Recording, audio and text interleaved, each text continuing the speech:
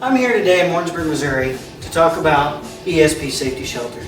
ESP Safety Shelters are designed, built, and shipped from right here at Swisher in Warrensburg, Missouri. We are a National Storm Shelter Association producer member. All of our shelters have been tested and certified at Texas Tech to withstand a direct hit from an EF5 tornado or 250 mile-an-hour winds. All our shelters are made out of 3/16 hot-rolled steel. And I'd like to highlight some of the key features of the ESP Safety Shelter for you today. Our first key feature is our sliding door. A lot of the shelters on the market have an outward swinging door or an inward swinging door. With an outward swinging door, you can get debris lodged or jammed in front of it, making the door difficult to open. If you have an inward swinging door, you're going to lose internal capacity for the door. With the sliding door, you have none of those challenges. Let's talk a little more about the door. The door is going to latch. It has a solid bar in here in the door jamb connected to the handle that is going to, it has a solid bar inside the door that is going to engage over 3 1/2-inch hardened steel pins inside the door jamb.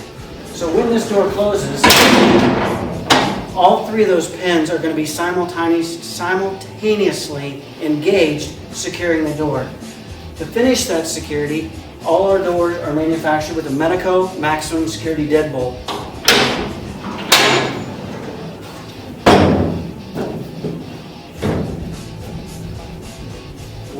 When the deadbolt is engaged, the solid bar is completely locked, preventing it from becoming unconnected from the 1/2-inch hardened steel pins. So, you've made it through the storm, all's good, your neighbor's tree come through and hit the handle. So you unlock you disengage your deadbolt, you go to move the handle, and it still won't move. Okay, what do? All of these 1/2-inch hardened steel pins, as I referenced earlier, have a tethered cotter pin on the back side. When you pull this tether, it will release these 3 1/2-inch hardened steel pins, and you can open the door. Okay, so it has deformed the door just enough so that it can't quite get all the way open. That's where our Swisher exclusive ESP escape panels come into play. Each one of our shelters has these panels. When you install your shelter, you will install these on the open end of the shelter. There's a wrench that comes with the shelter that's kept inside. So, when you first start, you're going to take out the bolts for the top panel. You're going to pull that top panel inside, make sure everything is safe and clear. Then you can remove the lower panel and exit the shelter safely. The shelter is not assembled when it's shipped. It's going to arrive at your home on 2 pallets.